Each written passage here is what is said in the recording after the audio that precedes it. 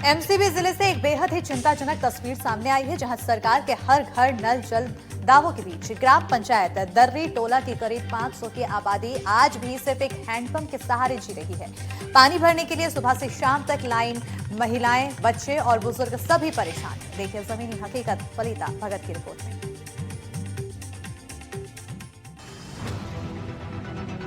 गांव की आबादी करीब 500 लोग और पानी के लिए सिर्फ एक हैंडपंप। पानी के लिए रोजाना घंटों की लंबी कतार, हर दिन पानी के लिए तरसते लोग। ये तस्वीरें किसी दूर दराज रेगिस्तान की नहीं, बल्कि छत्तीसगढ़ के एमसीबी जिले के दरीटोला गांव की है। इस गांव में लगभग 500 लोगों की आबादी है, जो सिर्फ इस एक हैंडपंप पर निर्भर है। गांव में बाकी कई और हैंडपंप हैं जो खराब पड़े हैं। सालों गुजर गए, लेकिन इन हैंडपंप की न मरम्मत हुई और न ही पानी का कोई दूसरा इंतजाम। जहां दर्री टोला में 400 से 500 लोगों की जिंदगी सिर्फ एक हैंडपंप के भरोसे टिकी है।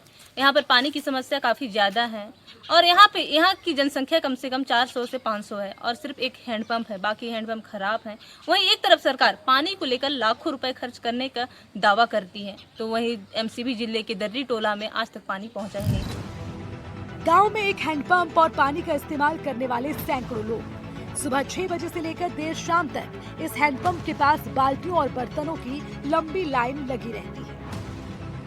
इसी हैंडपंप के भरोसे यहाँ के लोग टिके हुए हैं और इसी हैंडपंप का पानी पीते हैं, जिससे यहाँ के लोगों को काफ़ी समस्या होती है। एक हैंडपंप होने की वजह से पानी लाने में काफ़ी भीड़ का सामना करना पड़ता है। कितने घंटों लाइन लगाते हैं तो फिर पानी अपना पारी आने पे पानी भरते हैं। यहाँ समस्या क्या है? यहाँ पानी की दिक्कत है।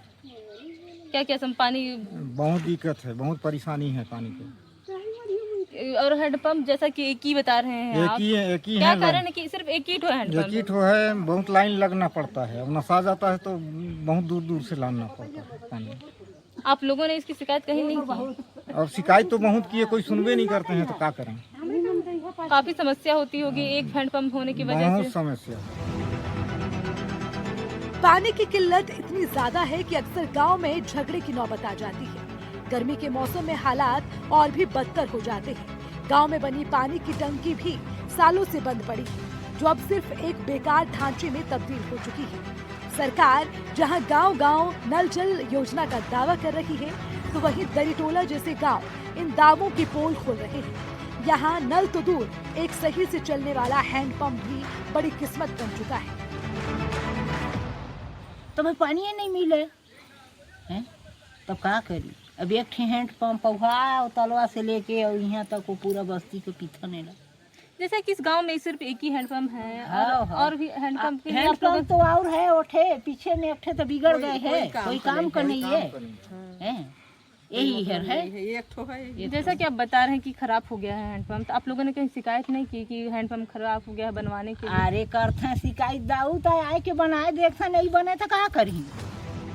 ग्रामीणों की साफ मांग है, खराब हैंडपंपों की तुरंत मरम्मत हो और गांव में स्थायी पेयजल की व्यवस्था की जाए, ताकि 500 लोगों की ये आबादी हर दिन पानी के लिए संघर्ष करने को मजबूर न हो।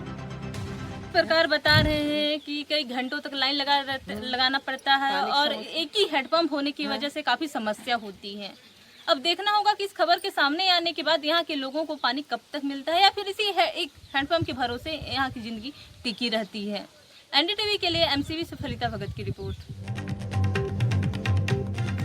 सरकारी पैसों से जंगल की हिफाजत के लिए खड़े किए जा रहे मुनारे और उन्हीं मुनारों में सेंध। डिंडौरी जिले में वन विभाग के कामकाज पर गंभीर सवाल खड़े हो गए हैं। करंजिया वन परिक्षेत्र के दलदल बीच में मुनारों के निर्माण में खुलेआम मानकों की अनदेखी की तस्वीर सामने आई है, जहां एक मुनारा जंगल की सीमा तय करने के लिए बनाया जा रहा है, तो वहीं उसी मुनारे की नींव खुद घोटाले पर टिकी दिखाई दे रही है। एनडीटीवी के कैमरे में गड़बड़ियां कैद हुई हैं और मौके पर मौजूद वन रक्षक ने खुद लापरवाही स्वीकार कर ली है। देखिए मौके से हमारे संवाददाता विजय तिवारी की रिपोर्ट।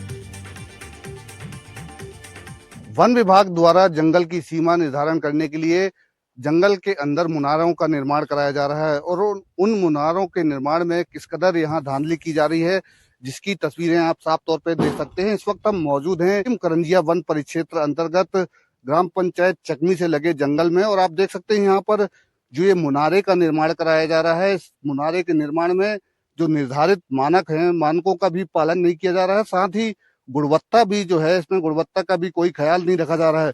सबसे हैरान कर देने वाली बात यह है कि इस मुनारे के निर्माण के लिए जो यहाँ पे नींव को बनाया जाना चाहिए था, बेस बनाया जाना चाहिए था, वो बेस का यहाँ नामो निशान नहीं है। पत्थर की ढेरी रख के यहाँ पे जो है मुनारों का निर्माण यहाँ कराए जाने की तस्वीरें आप साफ तौर पे देख सकते हैं। तो कहीं ना कहीं इस पूरे वन परिक्षेत्र में कई मुनारों का निर्माण कराया गया है और यहाँ के स्थानीय लोग भी हैं, उनसे हम बात करते हैं, जानते हैं। क्या नाम है भैया आपका? मेरा भोला राम ध्रुव है। ये क्या बन रहा है भैया आपके यहाँ गाँव में? ये जंगल जो ये बॉर्डर होता है उसमें मुनारा बन रहा है। तो देखने मारा मुनारा ऐसे बनते हैं मुनारे? आप कभी देखे ऐसा मुनारा? ऐसा मुनारा तो नहीं देखे साहब, पहली बार देख रहे हैं कि बीच में पत्थर डलवाया जा रहा है। नहीं तो उसमें गिट्टी और रेत का मसाला बनवा के डलवाते हैं बेस। सर क्या नाम है आपका? आप अपना नाम बताइए ना, क्या नाम है? सर मेरा नाम तो फूल सिंह है। क्या है आप? बीट गार्ड हूँ। ये मुनारा आप बनवा रहे हैं सर, देखने में आ रहा है, तो ये इसमें मानक का बिल्कुल कभी ख्याल नहीं रखा जा रहा है। और क्या बताऊँ सर, मैं था ही नहीं। और क्या बताऊँ, हमारी डिप्टी साहब भी नहीं आते, तो अब मेरा स्वास्थ्य खराब रहता है, तो ये अपने हिसाब से ये डाल दी अपनी सुविधा के लिए, तो मैं क्या करूँ। नहीं तो ये आप ऐसा मुनारा कभी बनता है क्या? नियम क्या होते हैं मुनारे के? नियम ये नहीं रहता सर, ऐसा नहीं बनने का रहता। क्या रहता है, कैसा बनाया जाता है? का नहीं रहता है। आरसीसी का ही बनता है मुनारा। तो इसमें तो आप पत्थर भर रहे हैं, बेस भी नहीं बनाए हैं।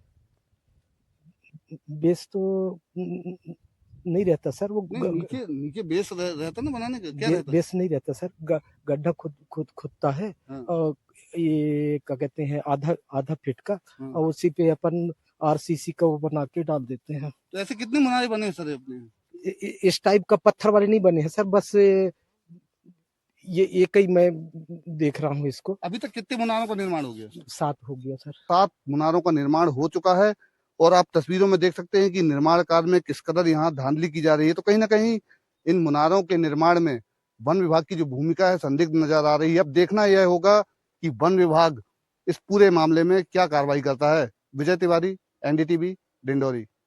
और इसका निर्माण करवा रहे हैं। कितने मुनारे बन गए हैं? ऐसे 9 मुनार बन गया है इधर पीछे 9 हाँ बन गया है।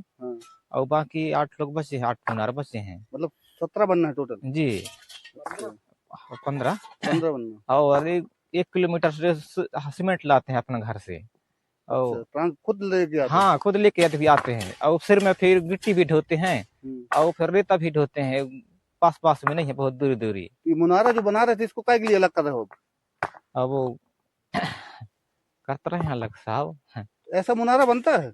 नहीं साहब, वो मुनारा तो ऐसे नहीं बनता है, क्योंकि या कुछ दिन के बाद फिर खराब हो जाएगा ये मुनारा, क्योंकि पत्थर नीचे रहेगा तो कोई टिकाऊ नहीं होगा उसका। तो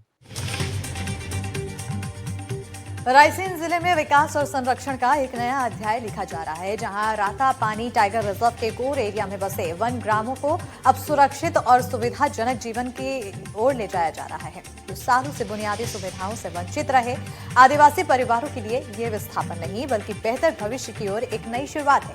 ग्रामीणों की सहमति से हो रहा ये पुनर्वास न सिर्फ वन्यजीव संरक्षण को मजबूती देगा बल्कि शहर के नजदीक बसने से शासन की योजनाओं का सीधा लाभ भी सुनिश्चित करेंगे। तो वहीं देखिए कैसे नया नीलगढ़ आदिवासी समाज के सपनों को साकार कर रहा है इस रिपोर्ट में।